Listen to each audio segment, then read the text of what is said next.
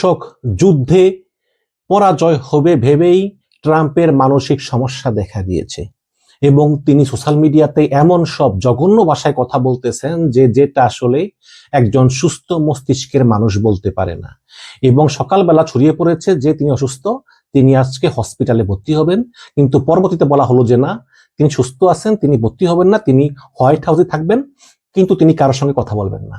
যদিও পেন্টাগনের জেনারেলরা তার সঙ্গে যাওয়া আসা করতেছেন। আমি অলরেডি বলেছি যে ফ্লাইট রাডারে দেখা গিয়েছে যে প্রচুর বিমান আমেরিকা থেকে মধ্যপ্রাচ্যে যাচ্ছে, এগুলো সেনাবাহিনী যাচ্ছে এবং বিভিন্ন সামরিক হেলিকপ্টার এবং সামরিক রসদ নিয়ে তারা যাচ্ছে মধ্যপ্রাচ্যের দিকে। ধারণা করা হচ্ছে যে ট্রাম্প যে গতকালকে 48 ঘন্টার আলটিমেটাম দিয়েছেন, 48 ঘন্টা পরে তিনি ইরানকে নরক বানাবেন, হয়তো তার প্রস্তুতি চলছে। এবং আজকে আবার তিনি পোস্টে বলেছেন, মানে এমন গালি বলেছেন যে মানে এই গালিগুলো আসলে মানে সুস্থ মানুষের পক্ষে আসলে বলা সম্ভব না। এবং তিনি যে কত বড় হতাশ, যেই যুদ্ধ তিনি শুরু করেছেন সেই যুদ্ধ এখন তিনি শেষ করতে পারতেছেন না। এই হতাশা থেকেই আসলে ট্রাম্প পাগল প্রায় হয়ে যাওয়ার মতো অবস্থা। আমি একটু এস্তোনিয়া বিশ্ববিদ্যালয়ের শিক্ষক আমিনুল ইসলামের ফেসবুক পোস্ট থেকে পড়ে শোনাই। এটা শুনলে আপনাদের আসলে সব শোনা হয়ে যাবে। তিনি অত্যন্ত গুছিয়ে সুন্দর করে লিখেন। ডোনাল্ড ট্রাম্প ঘন্টা দুয়েক আগে তার সামাজিক মাধ্যমে পোস্ট করে লিখেছেন, মঙ্গলবার হবে পাওয়ার প্ল্যান্ট এবং ব্রিজ দিবস, ইরানের সবকিছু একেবারে ধ্বংস করে দেওয়া হবে। এবং এরপরেই সে লিখেছে, মানে এফ ওয়ার্ড দিয়ে, ইংলিশে এফ ওয়ার্ড তো বোঝেনি, ওই যে ফা দিয়ে বলার মতো রুচি আমার নাই, কিন্তু সেই রুচিটাই ডোনাল্ড ট্রাম্পের হয়েছে। তিনি তার সোশ্যাল মিডিয়ায় ট্রুথ সোশ্যালে তিনি এফ ওয়ার্ড দিয়ে বলেছেন, হরমুজ প্রণালী খুলে দাও, ক্রেজি, আর যে বাস্টার্ড বলছে ইরানের লোকদেরকে, নইলে তোমরা সবাই নরকে বাস করবে। এবং সবশেষে সে লিখেছে, সকল প্রশংসা আল্লাহ তাআলার। এখন একটা দেশকে ধ্বংস করে দেওয়া হবে, নরক বানানো হবে, আবার লিখে সকল প্রশংসা আল্লাহর জন্য, মানে এটা বুঝলাম না। যাই হোক, এখন এই ল্যাঙ্গুয়েজ ডিসক্লোজার মানে ভাষার ব্যবহার এবং বিশ্লেষণ সম্পর্কে যাদের ধারণা আছে তারা খুব সহজেই বুঝতে পারবেন যে ট্রাম্প ভয়ঙ্কর হতাশা থেকেই এই পোস্টগুলো করতেছে। এবং সিএনএন এর সাংবাদিক ট্রাম্পের এই পোস্ট সম্পর্কে টেলিভিশনে বলার সময় বলেছেন যে কোনো শিশু যদি এই মুহূর্তে টেলিভিশন খুলে রাখো তাহলে এই রিপোর্টটা দেখবে না। এত অশ্লীল, কুৎসিত, নোংরা ভাষায় কথা বলেছেন। সুস্থ স্বাভাবিক মানুষ সাধারণত নর্মাল টেম্পারে থাকলে গালি ব্যবহার করে না, কিন্তু এই পোস্টে ট্রাম্প দুইবার গালি ব্যবহার করেছে এবং এতেই বোঝা যায় যে ট্রাম্প পাগলের প্রলাপ বকতেছে। স্কাই নিউজের এক্সপার্ট মাইকেল ক্লার্ক ট্রাম্পের পোস্ট দেখার সঙ্গে সঙ্গে বলেছেন যে ট্রাম্প হরমুজ প্রণালী খোলার জন্য এত জোর দিচ্ছে কেন? বুধবার রাতে ভাষণের সময় না সে বলেছিল যে হরমুজ প্রণালী আমেরিকার জন্য কোনো গুরুত্বপূর্ণ বিষয়ই না, এই হরমুজ প্রণালী দিয়ে আমেরিকা কোনো বাণিজ্য করে না। ট্রাম্প বলতেছে আমেরিকা দরকার নাই এই প্রণালী খোলার, ইউরোপিয়ানরা গিয়ে খুলুক যদি তাদের দরকার হয়। এরপর প্রশ্ন করা হয়েছিল যে তাহলে এখন আবার হরমুজ প্রণালী খোলার প্রয়োজন পড়লো কেন ট্রাম্পের? প্রয়োজন পড়লো এই কারণে যে ট্রাম্প খুব ভালো করেই জানে যে হরমুজ প্রণালী না খুলে যদি সে যুদ্ধ বন্ধ করে তাহলে সৌদি আরব, আরব আমিরাত, কুয়েত এবং বাহরাইন সেটা মেনে নিবে না।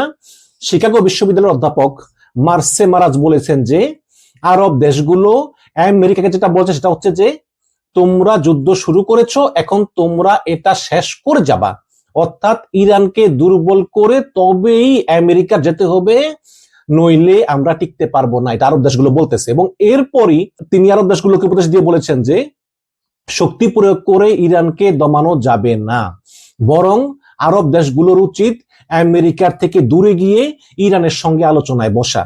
এবং সেটাই আজকে ওমান অফিসিয়ালি ঘোষণা করেছে যে ইরান এবং ওমান মিলে একটা ড্রাফট তৈরি করে ফেলেছে। এতে কোন দেশকে কি পরিমাণ টোল দিতে হবে এই জাহাজ নিয়ে হরমুজ প্রণালী পার হতে গেলে, এই ড্রাফটে সবকিছু ক্লিয়ার করে দেওয়া আছে। অর্থাৎ ইরান এই যুদ্ধের ক্ষতিপূরণ হিসাবে হরমুজ প্রণালীকে ব্যবহার করবেই। আগে যেমন জাহাজ এখান দিয়ে ফ্রি যাতায়াত করতো, এখন সেটা করা যাবে না। এখন এখান দিয়ে জাহাজ গেলেই জাহাজকে টোল দিতে হবে, কারণ ইরানের অনেক ক্ষতি অলরেডি হয়ে গিয়েছে। ইরানের প্রেসিডেন্টের মুখপাত্র ট্রাম্পের পোস্টে জবাবে কিছুক্ষণ আগে বলেছেন যে হরমুজ তো খোলাই আছে, আমরা তো ড্রাফট করে ফেলেছি, ক্ষতিপূরণ না দেওয়ার ব্যবস্থা করে এই যুদ্ধ আমরা শেষ করব না। অর্থাৎ ইরান সাফ জানিয়ে দিয়েছে যে আমেরিকা ইসরায়েল যতই হুমকি দিক ইরান তাতে কান দিচ্ছে না।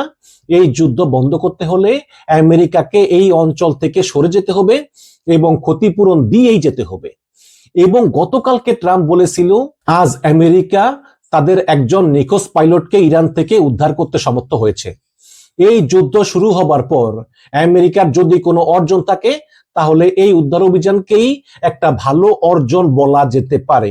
কিন্তু এই এক পাইলটকে উদ্ধার করতে গিয়ে আমেরিকা আজকে একদিনে 2টা বিমান এবং 2টা হেলিকপ্টার ধ্বংস হয়েছে। এটা আবার ইরানের সাফল্য। এদিকে আরব যে দেশগুলো ইরানের কথা না শুনে আমেরিকার কথা শুনতেছে, ইরান তাদের ক্রমাগত আঘাত করেই যাচ্ছে।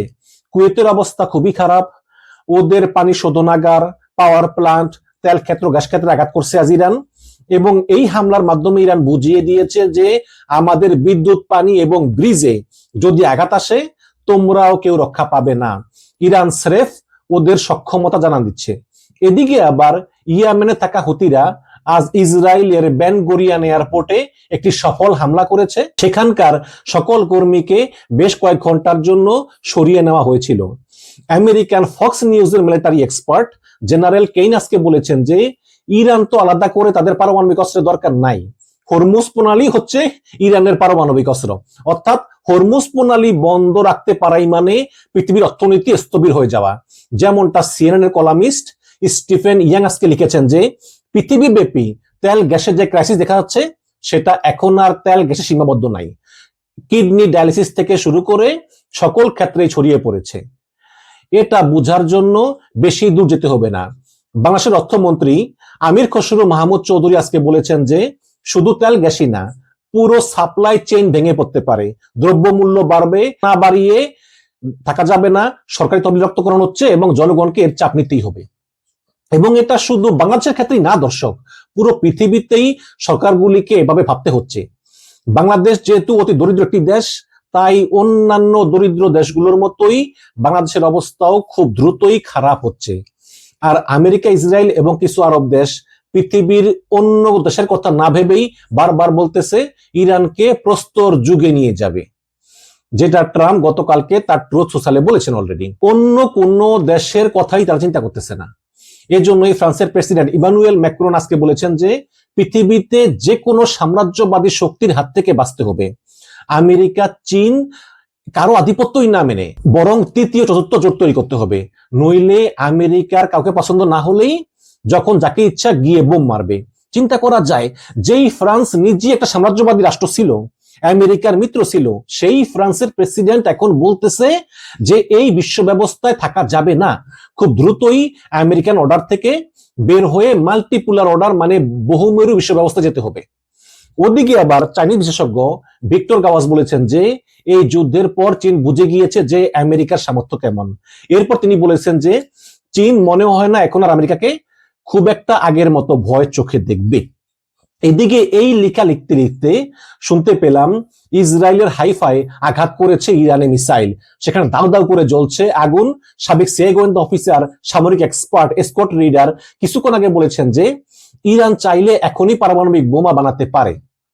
আমি খুব অবাক হব যদি ইরান এই যুদ্ধ শুরু হবার পর পারমাণবিক বোমা বানিয়ে না থাকে। টেস্ট করার কোনো দরকার নাই, আমেরিকা ও জাপানে পারমাণবিক বোমারা কিন্তু টেস্ট করে নাই, ওটাই টেস্ট ছিল। এরপর তিনি বলেছেন যে ইরানের কাছে যে পরিমাণ ইউরেনিয়াম আছে তারা অন্তত 10টার মতো পারমাণবিক বোমা বানাতে পারে, এর 3টা মারলেই আসলে সব শেষ হয়ে যাবে।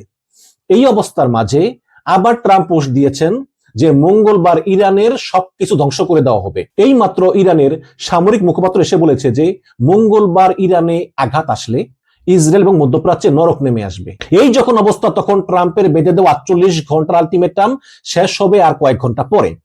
ট্রাম্প মঙ্গলবার পর্যন্ত অপেক্ষা করবে নাকি সোমবার ভোর থেকে হামলা শুরু করবে এটা বলা মুশকিল। তবে সবচাইতে অবাক হয়েছি ট্রাম্পের পোস্টের শেষ লাইনটা নিয়ে। সে লিখেছে সকল প্রশংসা আল্লাহর নামে। চিন্তা করা যায়, যে পোস্টে সে দুইবার গালি ব্যবহার করেছে, যেই পোস্টে সে ইরানের সকল কিছু ধ্বংস করে দেওয়ার কথা বলেছে, সেই পোস্ট সে শেষ করেছে আল্লাহর নাম নিয়ে। একটা আস্ত ধর্মের মানুষদের সে কিভাবে অপমান করলো দেখেন। এই যুদ্ধ শুরু হবার পর গত 36 দিনে আমিনুল ইসলাম বলতেছেন যে আমি প্রতিদিন যুদ্ধ নিয়ে বিশ্লেষণ করেছি, আপনারাও পড়েছেন। আমার লেখার জায়গা সাম্রাজ্য বা ধর্ম নয়, কিন্তু আজ যখন ট্রাম্প ধর্মকে টেনে এনেছেনই, তখন একটা কথা বলতেই হচ্ছে যে একবার চিন্তা করে দেখেন যে সৌদি আরব, দুবাই, আবুধাবি, কুয়েত, বাহরাইন, শেখরা কেউই এর কোনো প্রতিবাদ করেনি, অথচ এরা মুসলমান দেশ, নিজেদের সাম্রাজ্য বাঁচিয়ে রাখতেই এরা উল্টো আমেরিকাকে ইরানের বিরুদ্ধে যুদ্ধ করতে উৎসাহিত করতেছে। এটাই হচ্ছে সাম্রাজ্যবাদী এবং বুর্জুয়াদের চরিত্র। জগতের সব জায়গায় বুর্জুয়াদের চারিত্রিক বৈশিষ্ট্য একদম এক। পৃথিবীতে ইতিহাস হয়ে থাকবে যেখানে ইউরোপের দেশগুলো পর্যন্ত আমেরিকাকে সাপোর্ট করে নাই, যেখানে আফ্রিকার দরিদ্র দেশগুলো পর্যন্ত আমেরিকাকে মানা করে দিয়েছে, যেখানে স্পেনের মতো মিত্র রাষ্ট্র প্রকাশ্যে আমেরিকাকে সন্ত্রাসী রাষ্ট্র বলেছে, সেখানে আরবরা আমেরিকার হয়ে দাসত্ব করে গিয়েছে। লিখতে লিখতে এই মাত্র দেখলাম আল জাজিরার ব্রেকিং নিউজ করেছে যে আরব আমিরাত হরমুজ প্রণালী খোলার জন্য আমেরিকার সঙ্গে যুদ্ধে যেতেও রাজি আছে। এই লেখা শেষ করছি তেহরান বিশ্ববিদ্যালয়ের অধ্যাপক মারান্ডির উক্তি দিয়ে। তিনি বলেছেন যে অনেক ক্ষতি হবার পরও ইরান টিকে থাকবে, ইরান এই যুদ্ধে হারবে না, আর না হারা মানেই তো জিতে যাওয়া। শেষ পর্যন্ত হরমুজ প্রণালীতে অনেক দেশ টোল দিতেও রাজি আছে। এবং এরপর তিনি বলেছেন যে আরব শেখদের ভবিষ্যৎ দেখার অপেক্ষায় থাকলাম। আগামীকাল এবং আগামী পরশু কি হতে যাচ্ছে এটা অনুমান করা খুবই মুশকিল, কারো পক্ষে সম্ভব না। আগামী 48 ঘন্টা এই যুদ্ধের গতি প্রকৃতি বোঝার জন্য খুবই গুরুত্বপূর্ণ, এবং একটা চুক্তি হয়েও যেতে পারে, আবার যুদ্ধ আরো ভয়ানক ধারণ করতেও পারে। যেটাই হোক, অধ্যাপক মারান্ডির মতো আমিও অপেক্ষায় থাকলাম বুর্জোয়া এবং আরব শেখদের পরিণতি দেখার। দর্শক, এতক্ষণ এস্তোনিয়া বিশ্ববিদ্যালয়ের অধ্যাপক আমিনুল ইসলামের বক্তব্য শুনলেন। তবে আমারও তাই মনে হয় যে একটা চুক্তি হয়ে যেতেও পারে, কারণ ট্রাম্প যেভাবে একদম খেপা হয়ে গিয়েছে, খেপা উন্মাদ হয়ে গিয়েছে, সেখানে সে হয়তো কিছু ছাড় দিতেও পারে, কিন্তু কতটুকু ছাড় দিবে? আবার ইরান তার দুইটা যে দাবি, হরমুজ প্রণালী নিয়ন্ত্রণ এবং ক্ষতিপূরণ, তিনটা দাবি মূলত, হরমুজ প্রণালী নিয়ন্ত্রণ, ক্ষতিপূরণ এবং আমেরিকাকে এই অঞ্চল ছেড়ে চলে যাওয়া, মার্কিন সব ঘাঁটিগুলো মধ্যপ্রাচ্য থেকে সরিয়ে নিয়ে যাওয়া, এটা আমেরিকা কতটুকু মানতে রাজি হবে? আবার আমেরিকা চায় ইরান যাতে পারমাণবিক অস্ত্র তৈরি না করে এবং হরমুজ প্রণালী খোলা রাখে আগের মতোই কোনো টোল ছাড়া।